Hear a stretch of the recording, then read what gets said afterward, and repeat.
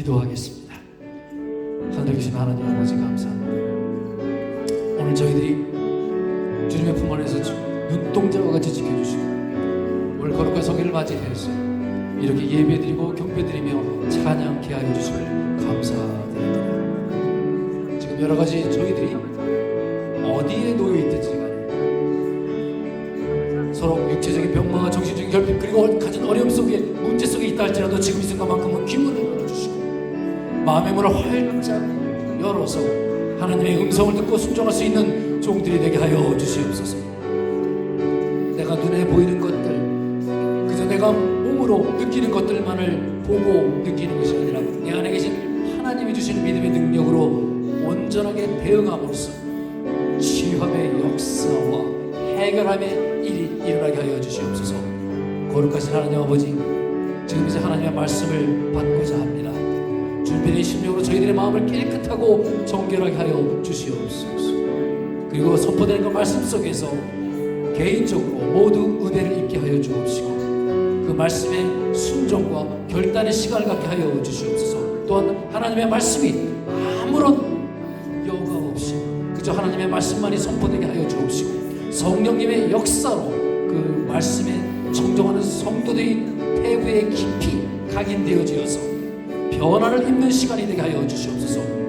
비록 적은 무리가 이 공간에 모였지만 하나님 아버지께서 함께 하시라 믿사오며 이 모든 것 우리 주 예수 그리스도 이름으로 기도사옵나이다. 아멘. 우리의 찬송가 413장 다 같이 부르시겠습니다.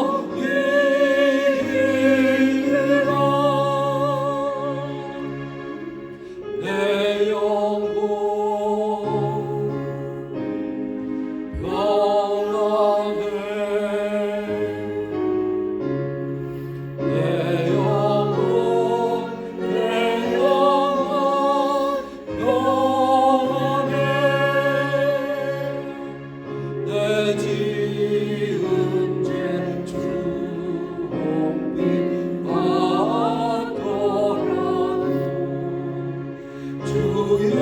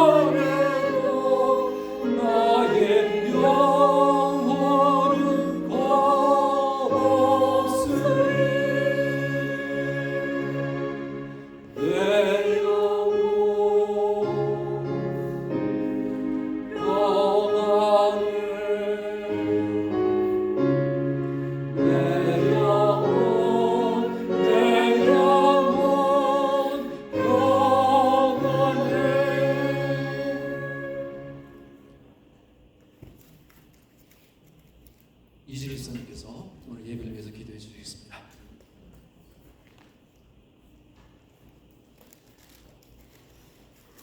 우리의 소망이 되시는 하나님, 오늘도 하나님 자녀된 우리들이 모여 예배하게 하시니 감사를 드립니다. 오늘 이 하루를 있게 하여 주셔서 감사드리며 이곳에 임재하시고 역사하셔서 정결한 마음으로 신령과 진정으로 예배하게 하옵소서. 하나님 아버지, 돌아보면 우리는 세상 속에서 여전히 우리의 생각과 판단대로 행하면서 세상 것들을 취하려는 의지로 가득 차 있습니다. 하나님을 잊어버리고 하나님 없는 삶을 살 때가 너무나 많습니다. 우리의 부끄러운 이 모습 이대로 가지고 주 앞에 나와사오니 예배를 통하여 말씀을 통하여 성령님의 역사하심으로 우리를 깨닫게 하옵시며 용서하여 주옵시며 새롭게 변화시켜 주시옵소서.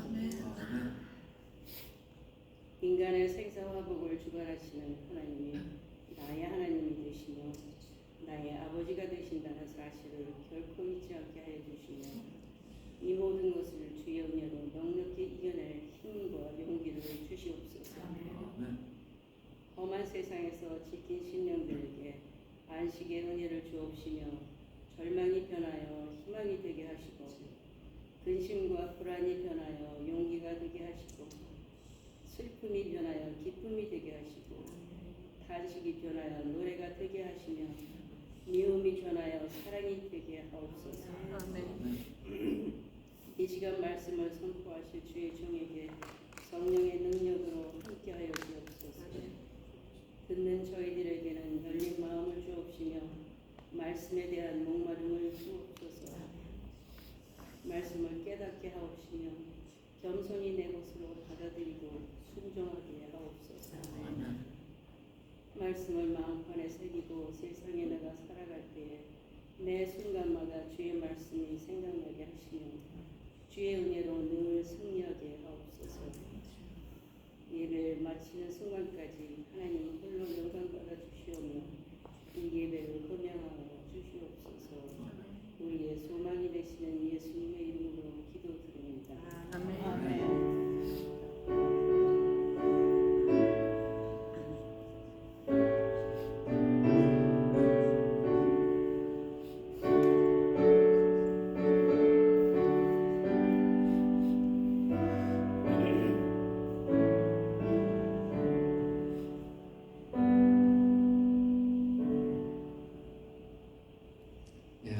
감사합니다. 우리 공동체 소식 보겠습니다. 다 같이 뒤에 주보 참조하시겠습니다. 우리 함께 인사 나누겠습니다. 감사합니다. 사랑합니다.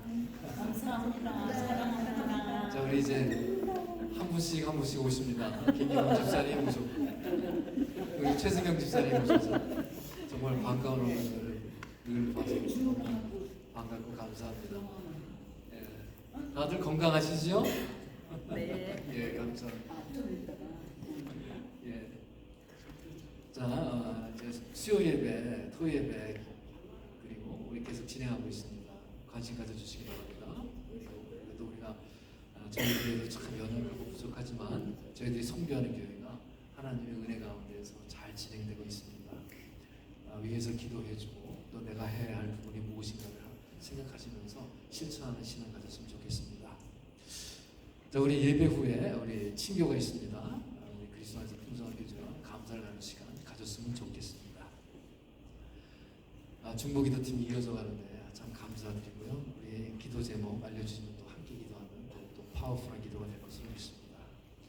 정기의 성가대가 이런 그 가운데서도 이어지는 것이 너무나 감사드리고요.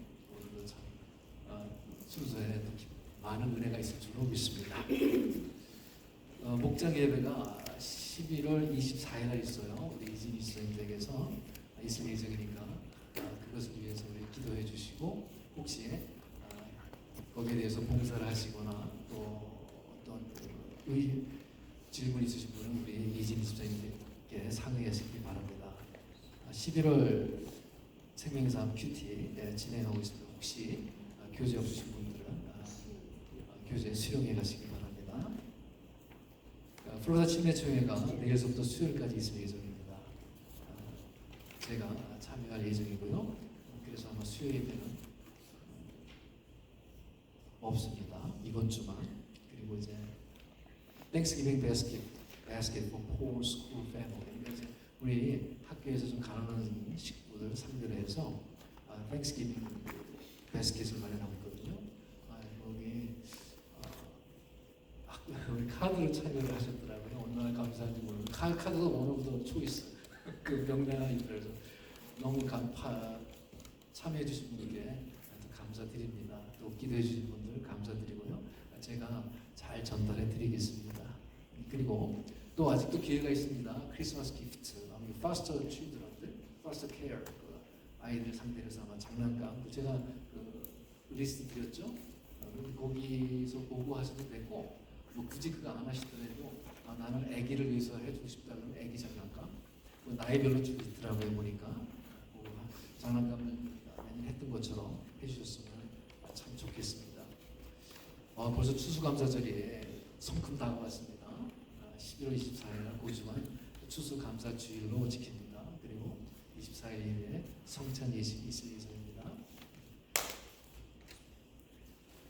그리고 오늘 조금 춥죠. 예배 마치고 저희들 그 교재가 있지만 우리 테이블을 셋업을 해요.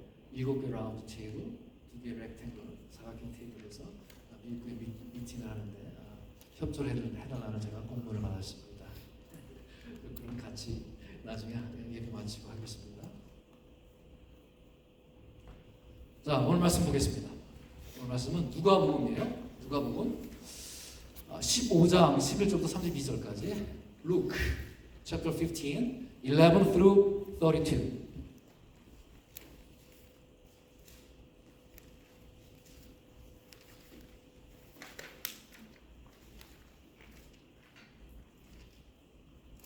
신약성경 제성경책은 121쪽입니다. 누가복음 15장 11절부터 32절. 찾으셨죠? 먼저 소독해 주시면 제가 이어서 화답하겠습니다. 자, 읽겠습니다. 시작. 그 일시에 어떤 사람에게 두 아들이 있는데 그 둘째가 아버지에게 말하되 아버지여 재산 중에서 내게 돌아올 분깃을 내게 주소서 하는지라. 아버지가 그 살림을 각각 나눠 주었더니 며칠이 안 되어 둘째 아들이 재혼을 하고 와가지고 먼 나라에서 그 재산을 낭비하더니 다 없앤 후 그 나라에 크게 흉년이 들어 그가 비로소 궁핍한지라.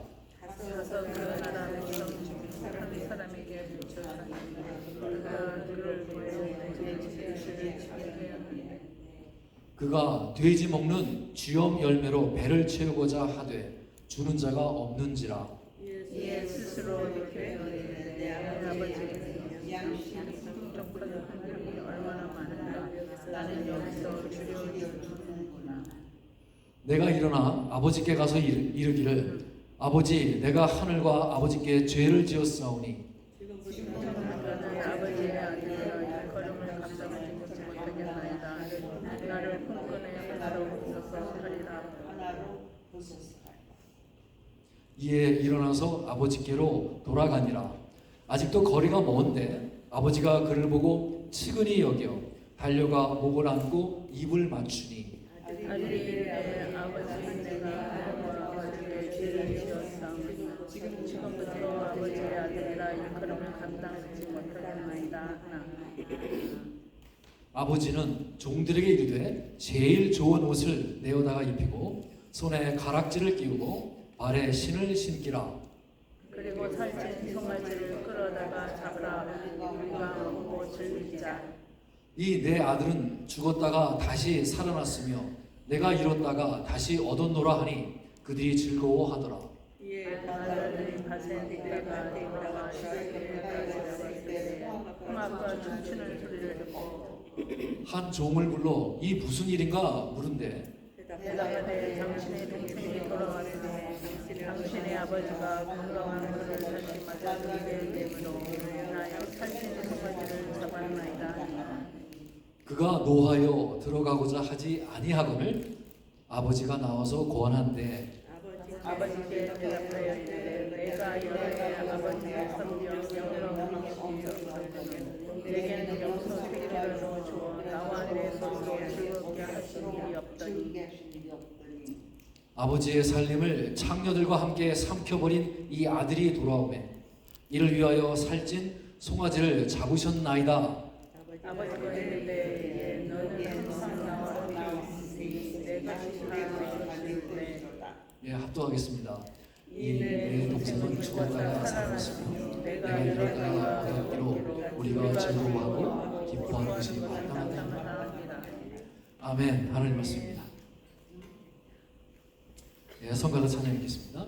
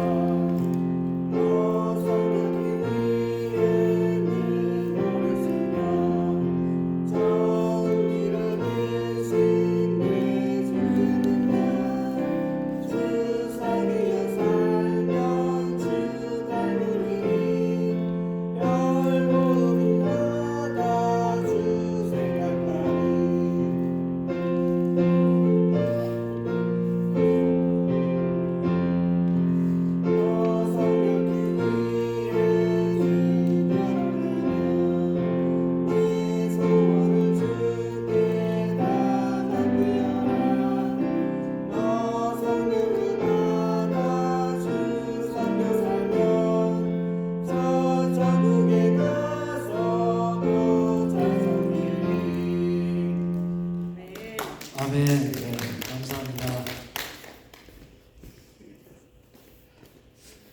오늘 말씀은 사실 상당히 유명하고 우리들이 참 잘 아는 이야기죠. 탕자의 비유, 즉 오늘 본문을 흔히 탕자의 비유다라고 부르는 아주 우리에게 익숙한 예수님의 비유 말씀입니다. 근데 이 많은 분들이 이 비유 말씀 이야기를 탕자가 아버지를 떠나서 허랑방탕하게 살다가 스스로 회개를 하고 돌아왔더니 아버지가 문 밖에서 기다리시다가 맞아주셨습니다. 그러니까 우리도 회개하고 돌아가면 그렇게 아버지의 사랑으로 맞아주실 것이다 라고 대부분의 분들이 이해를 하고 있습니다. 물론 틀린 해석은 아닙니다. 그렇지만 그렇게 해석을 하면 이 비유 말씀의 주인공이 탕자가 됩니다. 사실은요, 이 비유 말씀은 주인공이 탕자가 아니에요. 주인공은 누굴까요? 하나님이십니다. 아버지. 이 해석은 그래서 상당히 이기적인 요소를 많이 띄고 있는 말씀으로 해석을 잘못하고 있다는 것이죠. 내가 돌아가면은 당연히 아버지가 받아줄 것이다 라고들 생각을 합니다. 아니죠. 이 비유의 주인공은 아버지입니다. 그러니까 아버지가 집을 떠난 두 아들, 그 아들에 대해 어떠한 사랑과 인내와 기다림으로 그들을 받아주시는가가 포커스, 초점이 있는 이야기입니다. 그러니까 항상 우리가 성경 말씀 읽을 때 그때 사회적 배경을 우리가 이해를 해야 돼요. 그리고 첫 번째 독자들이 그 말씀을 들었을 때 어떻게 해석을 하는지를 우리가 알아야 합니다. 그래야 정확히 오늘날의 해석으로 적용할 수가 있어요.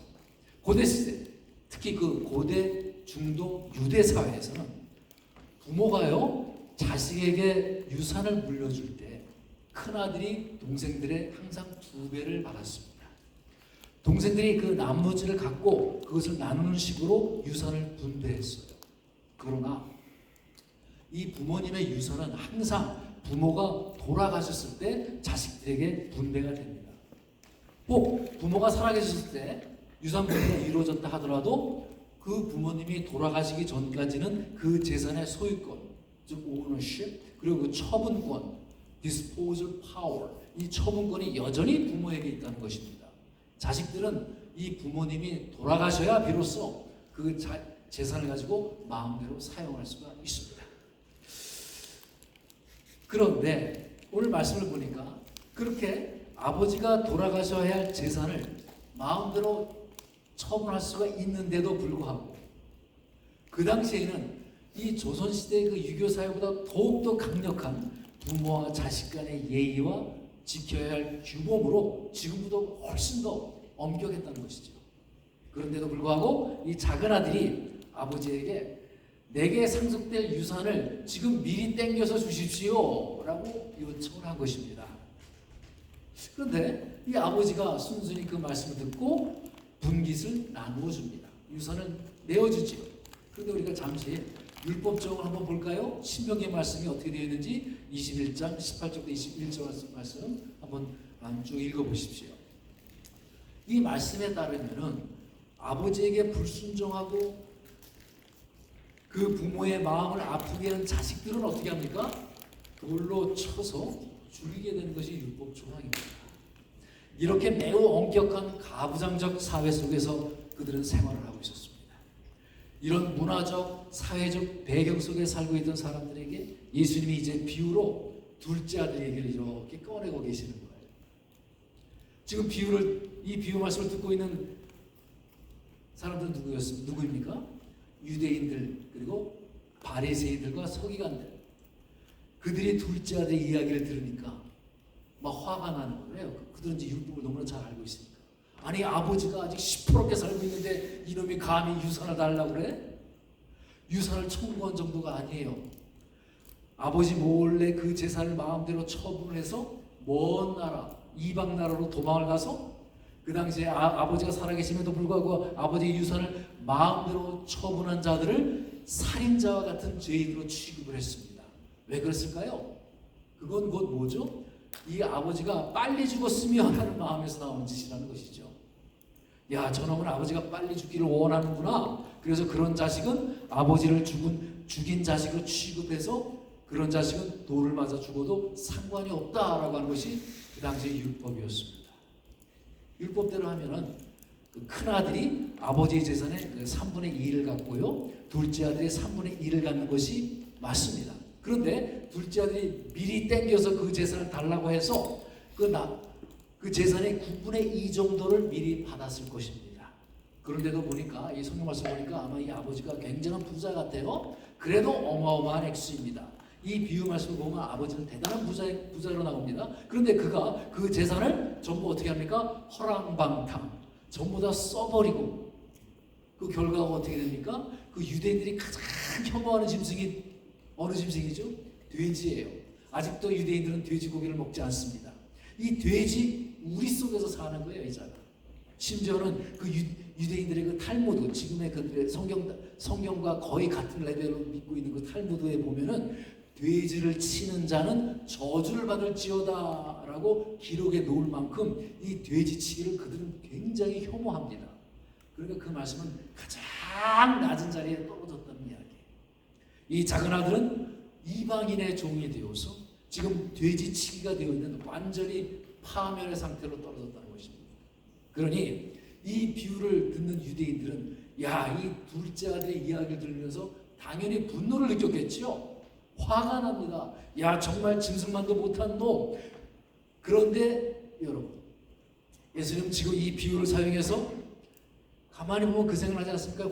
그 다윗이 그 죄를 범했을 때 그 다윗의 죄를 지적했던 나단 선지자의 그 심정으로 아마 그렇게 이야기하지 않았을까 하는 생각이 들었어요. 어쨌든 예수님이 이 비유를 바리새인들과 서기관들과 제자들에게 말씀하고 계십니다. 여러분은 이 둘째 아들의 이야기를 들으면서 누가 제일 먼저 생각이 납니까?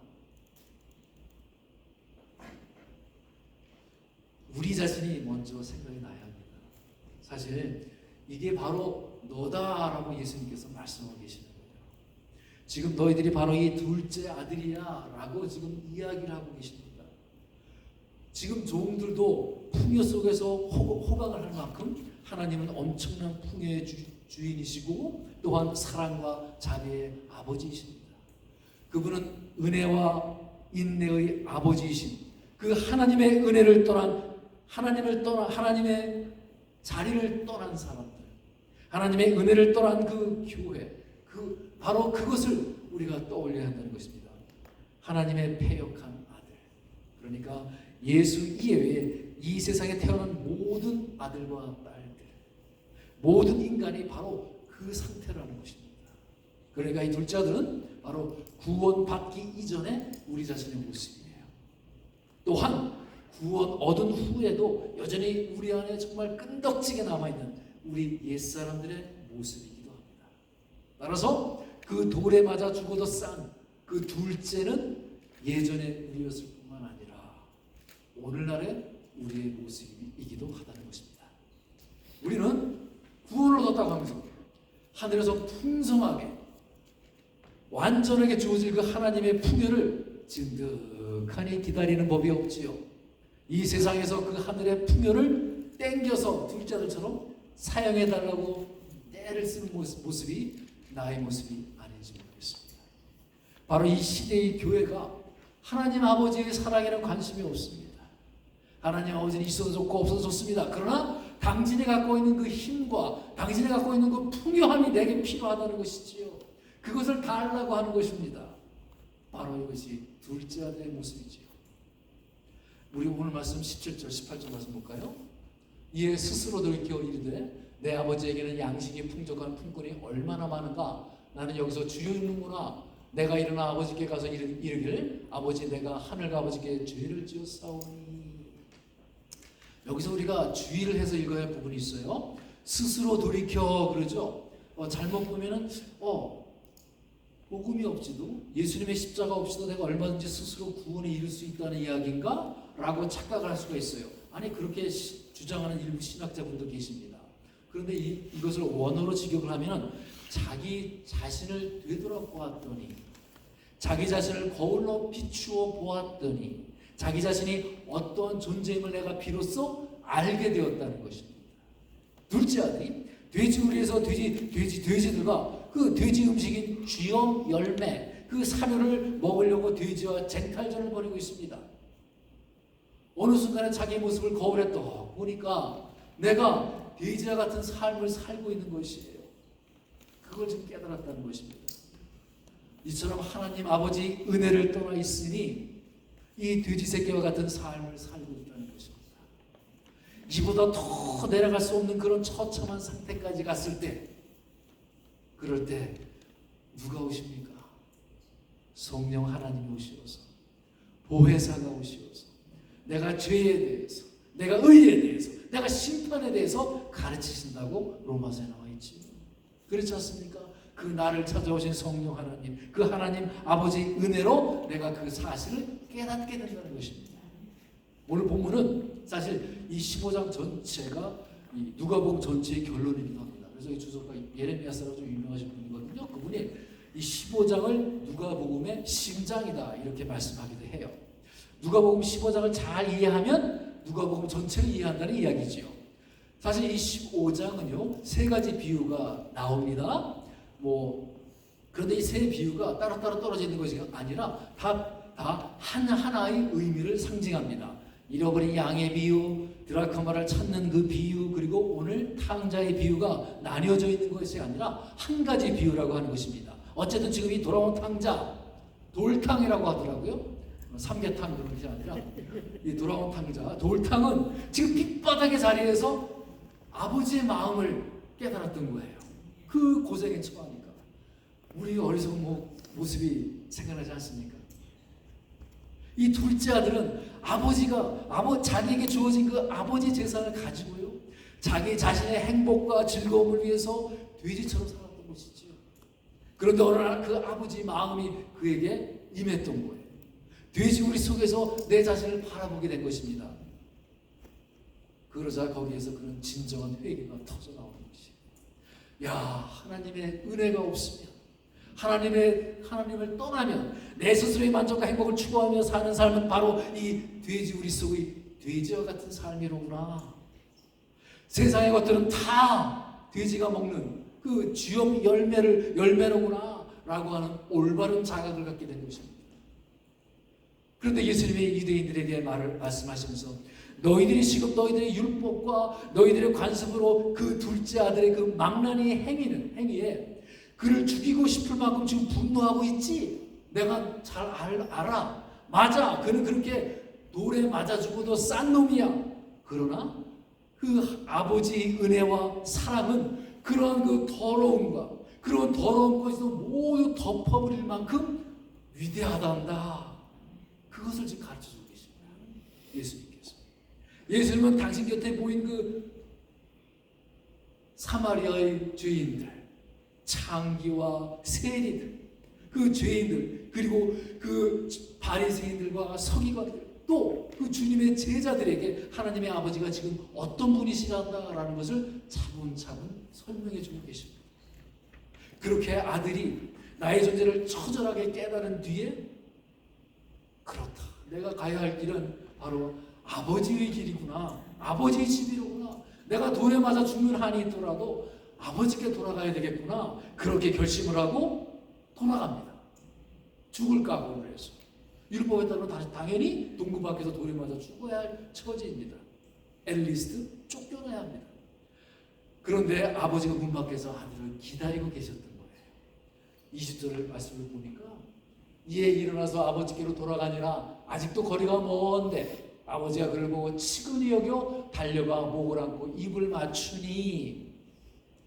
아직도 거리가 먼데, 아주 거리가 멀다는 뜻이에요.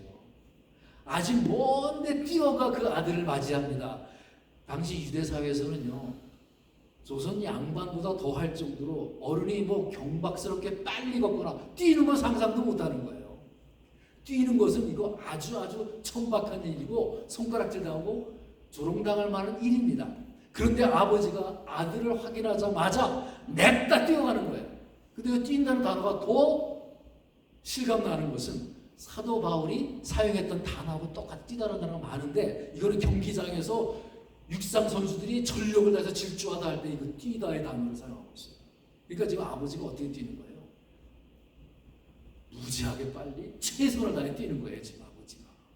이건 단지 반가워서만이 아닙니다.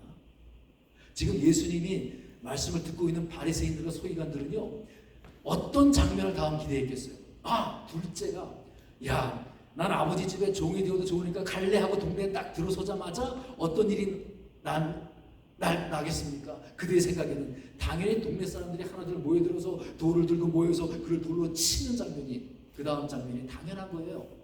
그런데 유대인들이 지금 그걸 막 기대하고 있는 거예요. 그런데 아버지가 확 뛰어가서 어떻게 합니까? 그를 확 안아버립니다. 유대인들은 여기에서 굉장히 열이 받았을 거예요. 아니, 이런 괘씸한 놈을 안아주다니. 그 둘째가 저지른 일은 당시 사람에게서는 정말로 납득이 안 되는 행위였었거든요. 10번 맞아 죽어도 싼 일이에요.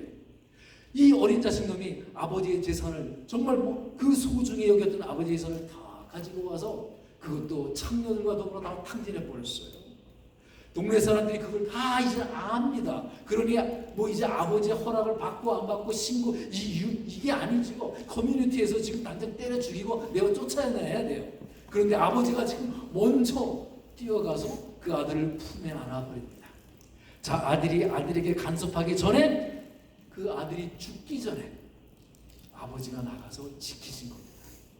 엄밀히 말해서 아버지는 이를 기다리다가 발견하신 게 아니라 아들이 나간 순간 그때부터 그 아들의 삶에서 한 번도 눈을 떼지 않았다는 것입니다. 그게 바로 우리 하나님이십니다.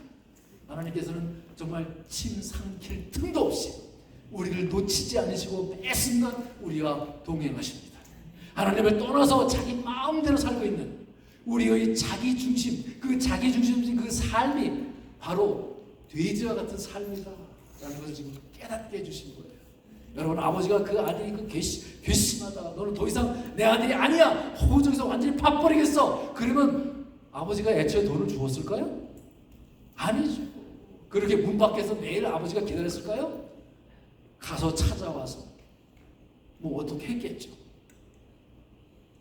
이 말씀은요, 내가 나간 것 같지만 아버지가 허락했다는 것이죠. 뭘 배우고 오라고? 가서 아버지의 은혜를 떠난 자들이 도대체 어떻게 사는지, 그 삶의 결국은 무엇인지를 깨달으라는 것입니다. 그래서 우리 그리스도인들은요, 우리 교회는요, 이 세상이라고 하는 이방 나라의 나그네로 보냄을 받은 자들입니다. 이 돼지 우리 같은 이 아수라장에 내가 그분께로 돌아갈 때 아버지께서는 맨발로 뛰어나오십니다. 이것이 바로 우리가 인생을 사는 그리스도인들의 목적인 것이에요. 하나님의 은혜를 떠난 자들의 삶은 바로 그 주염 열매, 그 돼지 사료를 먹는 돼지라는 사실입니다. 돼지 우리와 같은 현실을 경험하고 그 낮은 자리에서 내가 하나님께로 눈을 돌려서 하나님 아버지의 은혜를 꽉 붙들어 살아가시기를 우리 주 예수 그리스도의 이름으로 축복드립니다. 자, 오늘 32절 말씀을 이어서 보겠습니다. 이 내 동생은 죽었다가 살아났으며 내가 잃었다가 얻었기로 우리가 즐거워하고 기뻐하는 것이 마땅하다 아니라, 지금 아버지는 집을 나갔다 돌아온 둘째 아들이 죽었다가 살아난 자다라고 지금 말씀하고 계시잖아요. 말씀드렸다시피 아버지의 뜻을 헤아리지 못하고 자기 마음대로 그 아버지를 떠나서 자신의 쾌락과 자신의 행복만을 위해서 살아왔던 이 둘째, 율법에 따르면 당연히 돌에 맞아 죽었어도 싼 자입니다. 그런데 아버지가 선언하십니다. 얘는 죽었다가 산 자야. 죽이지 마. 얘는 죽였다가 살아난 아이야. 다시 죽이지 마. 그렇게 아버지가 지금 이야기하고 있는 거예요. 그게 바로 구원입니다. 그게 바로 복음입니다. 여러분, 그놈이 언제 죽었다가 살아났습니까? 그냥 아버지가 그렇게 인정해 준 것이지요. 우리는 모두가 둘째 아들과 같이 죽었어야 마땅해야 할 사람들이에요. 근데 아버지가 너희는 이미 벌을 받아 죽었다라고 선언을 해주신 겁니다. 그리고는 아버지가 다시 살려내신 것이죠. 어떻게 살려내셨습니까?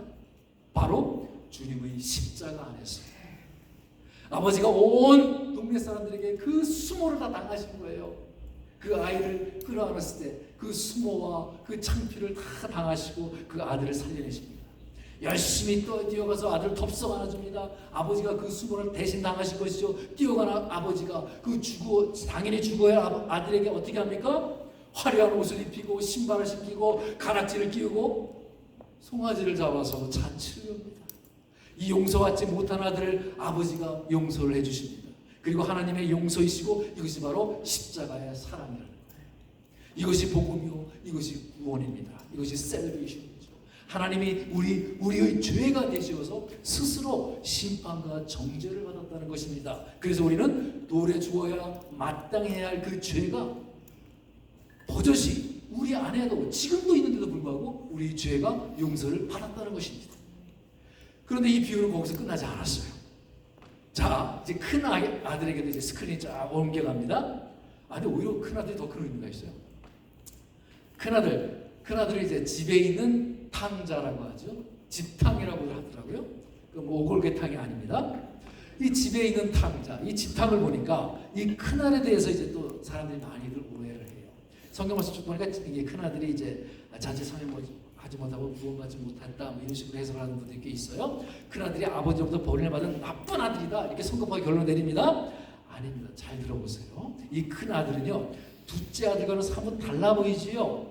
둘째가 자기 몫을 챙겨가지고 허랑방탕하게 사는 동안 이 첫째는 어떻게 했습니까? 아버지 곁에 다 있어서 밭에 나가서 열심히 일을 했습니다. 자기 말로 아버지를 모시고 아버지를 지키며 살고 있었다고 합니다. 그런데 일을 하고 돌아오는 길에 이렇게 보니까 자기 집에서 막 잔치 벌리가 있는 거예요. 그래서 슬며시 그 집안의 종을 불러서 무슨 일인지 물었습니다. 여기서부터 좀 삐끗하지요? 아니, 가서 아버지한테 이야기하면 될 텐데 왜 종을 불러서 뒤에서 물어봤을까? 그런데 이 아버지의 유산을 챙겨서 저 먼 나라에 가서 이 창녀들과 어울려 호랑방탕하게 살다가 돌아온 자기 동상을 환영하는 잔치가 벌어지고 있다는 거예요. 기가 막혀서 큰아들이 화가 나. 아니 어떻게 자기처럼 성실한 사람에게는 한 번도 베풀지 않고, 아니 염소조차 잡아주지 않았던 분이 그 돌에 죽어도 마땅한 그 동생 그놈에게 먼저 이렇게 큰 잔치를 베풀 수 있나? 막 화가 난 거예요. 오늘 말씀 볼까? 28절부터 30절 말씀입니다. 그가 노하여 들어가고자 하지 아니하거늘 아버지가 나와서 권한 거예요. 아버지께 대답하여 이르되 내가 여러 해 아버지를 섬겨 명을 어김이 없거늘 내게는 염소 새끼라도 주어 나와 내 벗으로 즐기게 하신 일이 없더니 아버지의 살림을 창녀들과 함께 삼켜버린 이 아들이 돌아오매 이를 위하여 살찐 송아지를 잡으셨나이다. 큰아들이 화가 너무 나서 집에도 들어오지 않는 거예요. 그러자 이 아버지가 작은 아들을 맞이할 때와 똑같이 문 밖으로 나옵니다. 아버지가 참 불쌍해 보이지 않습니까? 그게 바로 우리 하나님의 사랑이에요. 아버지가 또 문 밖에 나오는 겁니다. 그 큰아들을 위해서. 그 아들에게 야 너도 잔치의 자리에 들어와 라고 권합니다. 요 28절에 권하다라고 번역된 파라칼레오라고 한 단어거든요. 제가 전에 한번 파라칼레토스라고 말씀드렸는데 조금 귀 익숙하시죠? 이게 보혜사 성령이라는 뜻이에요. 이 단어가 원래 그 초청하다 위로하다의 뜻이 있는데 다른 단어를 쓰지 않고 예수님께서 일부러 이 파라칼레오라는 단어, 즉 어원이 같은 그 보혜사 성령님과 어원이 같은 단어를 일부러 쓰셨어요. 그 의미가 뭡니까? 하나님이 초청하고 하나님이 위로한다는 의미입니다. 예수님은 여기에서 아버지가 큰 아들을 잔치 자리로 초청하는 장면을 바로 이 성령 하나님의 초청이다, 하나님의 위로다라고 연결을 시키고 계신 거예요. 그래서 말이죠, 여러분들이 지금 이 자리에 앉아 계신 것도요, 내가 걸어서 오고 내가 차를 몰고 온 것 같지만 성령 하나님의 인도하심으로 이루어지는 걸 믿습니다. 바로 하나님께서 여러분들을 붙들고 계시는 거예요. 지금 하나님의 큰 아들도 부르시고 또 작은 아들도 부르시는 그 하나님이십니다. 여러분, 내 안에 여러분도 큰 아들이 있지 않습니까? 오늘날의 그리스도인들 자기 의에 빠지고 있고 그저 경건한 척 위선을 떨면서 그런 가짜들이 얼마나 많이 있습니까? 그게 다들 우리 안에들이 있어요. 여러분, 인간이 하나님의 은혜를 떠나서 이 세상을 바라보고 다른 사람들에게 의존하고 자기 느낌과 바람대로 살아가는 자들이 결국은 어디로 갑니까? 그 말씀을 지금 오늘 하고 계실 것이에요. 첫째는 하나님의 은혜를 떠난 자들, 하나님의 그늘 아래를 떠난 자들이 둘째 아들처럼 완전히 파산한 상태로 떨어진다는 것입니다. 이 세상 그 누구도 하나님이 없이 이 세상의 것들로 참 만족과 참 행복을 누리며 살 수 없다는 것입니다. 인간들은 항상 있는 자고 없는 자고 늘 부족에 시달리고요, 늘 공허함과 또 심심해서 안절부절들 하지요. 이게 바로 돼지 우리 속의 탕자인 것입니다. 그리스도인이라고 하지만 내 자신이 그 삶의 중심에 있는 거예요. 아버지의 영광이 나의 영광이요, 아버지의 기쁨이 나의 기쁨이 되는 그런 하나님 아버지의 삶을 살아야 하는데, 자기 자신의 필요에 따라서 또는 뭐 내가 나태하면 게을러서 하나님 아버지의 말을 무시하고 그저 성실한 척 위장하며 산다는 것입니다. 둘째 맏아들도 오히려 더하면 더했지 마찬가지예요. 둘째 맏아들 역시 아버지의 명을 쫓아 열심히 살았습니다. 그런데 큰아들은 아버지의 기쁨을 내 자신의 기쁨이 되지 못합니다.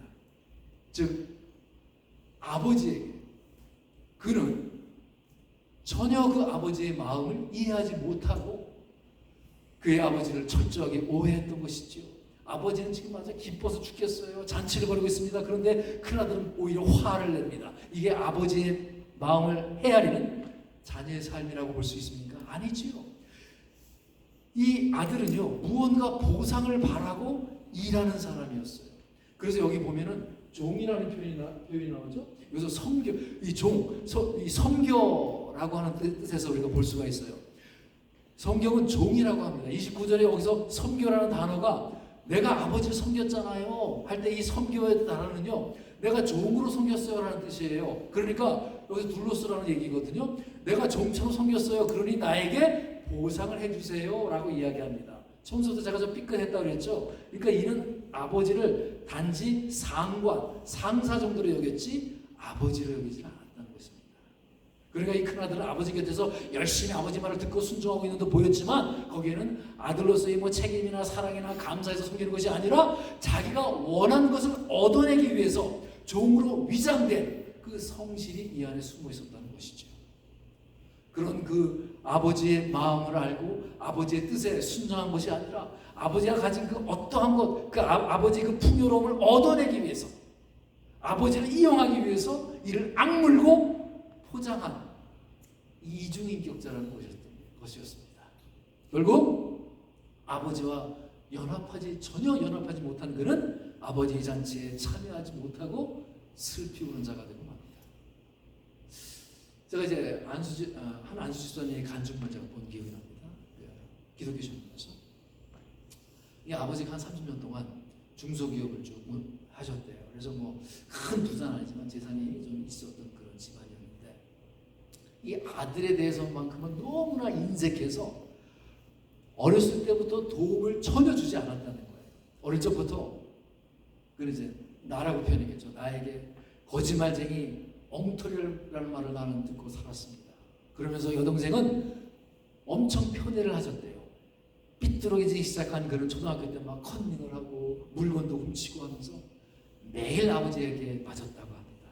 여동생은 공부를 잘해서 서울대 가서 의사도 되고 장학금도 받았대요. 나도 잘한 것 같은데 대학교를 가든지 고시를 붙든지 직장에서 무엇을 하든지 그저 너는 엉터리야 라는 소리만 들었다고 합니다. 그런데 아버지 사업이 망하고 무려 40억이라고 하는 큰 돈의 빚을 졌습니다. 그 돈을 갚기 위해서 지하에서 그 레이블, 그 우편 붙이는 그런 거 있잖아. 레이블을 붙이면서 10몇 년을 살았다고 합니다. 그 빚독촉을 매일 수십 통씩 받으면서 그 지하 사무실 배수관에서 끈을 묶어놓고 몇 번이나 이 사람이 자살을 하려고 했대요. 아버지만 생각하면 막 결혼을 해도 식은땀이 나고 내가 행정고시를 합격을 했는데도 야, 너 같은 놈은 떨어졌어야 하는데 이 시험이 잘못된 거야 라는 소리밖에 듣지 못했다고 합니다. 그런데 그렇게 사랑하던 동생이 비행기 추락사고로 죽고 말았습니다. 동생 앞에서 전혀 술도 못하던 그 아버지가 어느 날 술을 마시더니 네가 죽었어야 했는데 라는 말을 하는 거예요. 아버지한테 전혀 인정을 못했던 것이죠. 어렸을 때부터 그런 마음이 쌓여왔던 거예요. 그래서 아버지한테 인정받고 싶은 그 피의식이 있다 보니까 부부관계도 점점 나빠지는 거예요. 야, 정말 내가 이 양반은 내가 어떻게 해도 구원을 못 받을 거다라고 하는 믿음이 막 생기는 거예요.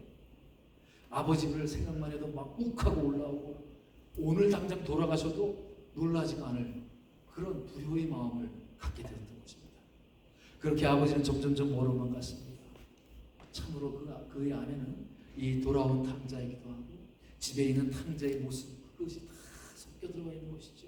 그러던 어느 날 기도하던 중에 갑자기 자기의 그 잘못된 것들 거짓말하고 물건 훔치고 방탕했던 그 삶을 지금까지는 자기가 진심으로 회개했던 것이 아니었다는 것을 사실 깨닫게 된 거예요.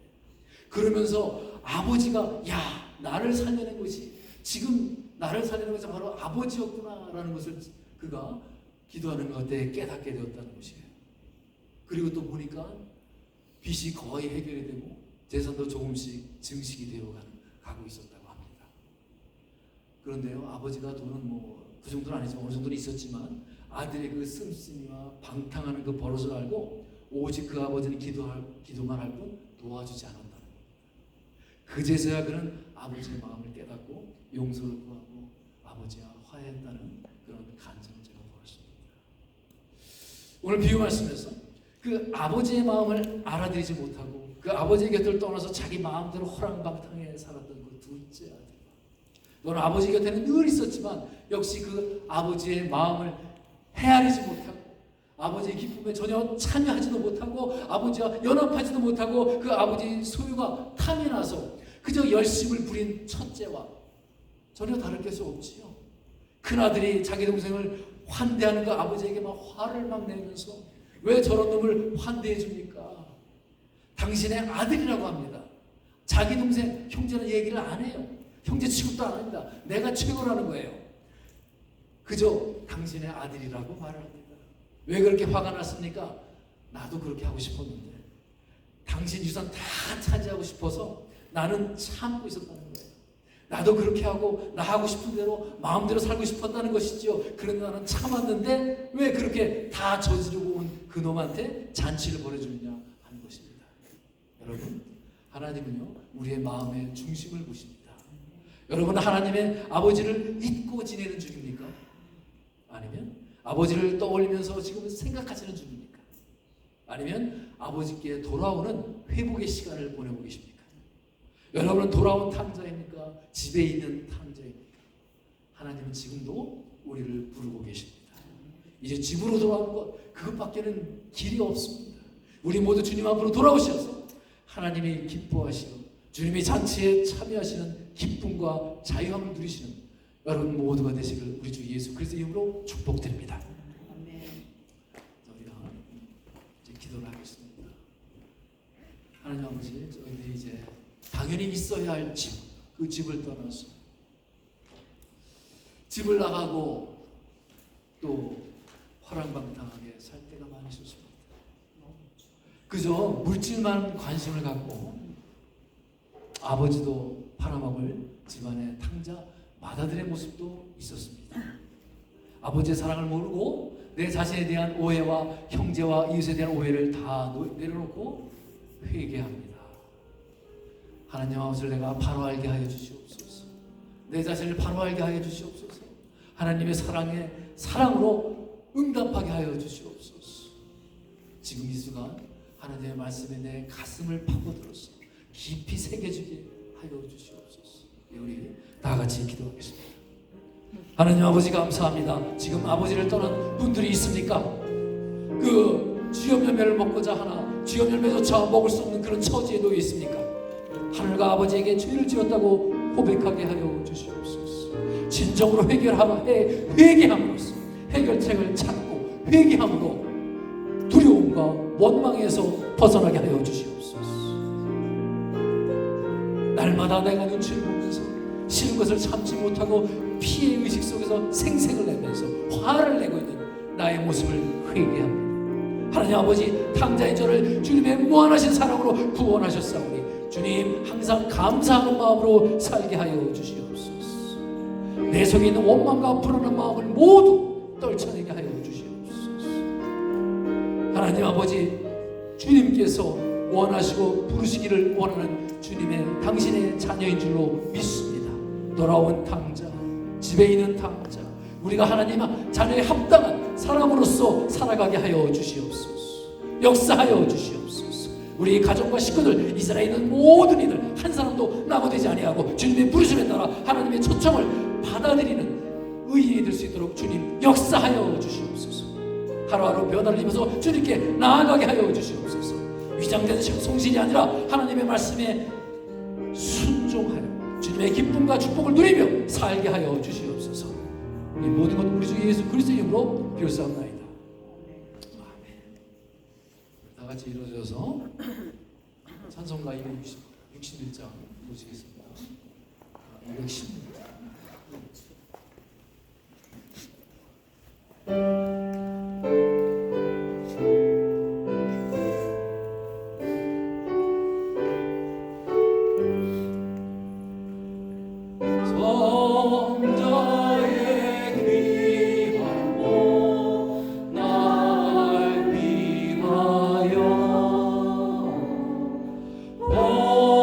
버리신 그 사랑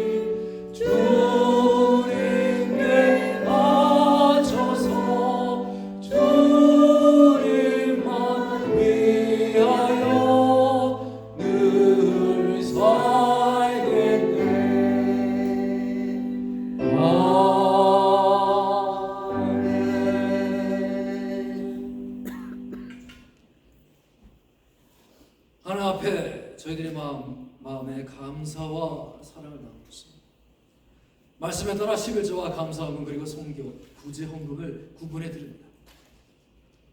우리 성도들의 삶 속에 주님의 은혜가 강같이 흐르게 하여 주시옵소서. 어디에서든지 하나님의 살아계심에 증인된 삶을 살게 하여 주시옵소서. 지금 병든 육신도 고쳐주시옵고 그들의 직장과 기업에 복을 더하여 주시옵소서. 우리 성도들의 가정 안에 온전한 구원을 이루게 하여 주시옵소서. 또한 우리 자녀들을 더욱 귀하게 하나님 앞에 쓰임받는 역사가 이루어지게 하여 주시옵소서. 하나님 아버지, 또한 전 세계의 영적인 대각성이 일어나게 하여 주시옵소서. 재앙과 전쟁이 그치게 하여 주시옵소서. 이 토고에 있는 저희 교회, 그 후원교회에 진정한 부흥이 일어나게 하여 주옵시고, 더 나아가 모든 족속에게 성교의 새로운 문이 활짝 열리게 하여 주시옵소서. 우리 파크리지 교회와 모든 성도에게 주께서 은혜와 축복을 허락하여 주시옵소서. 이제는 우리 구주 예수 그리스도의 은혜와 하나님 아버지의 무한하신 사랑과 성령 하나님의 뜻이 주님 앞으로 돌아와 하나님이 기뻐하시는 하나님의 백성이 되기로 결단하고 말씀으로 주장하는 이 자리에 고개 숙인 모든 믿음의 형제 자매 위에 교회 지금부터 영원까지 함께 계실지어다.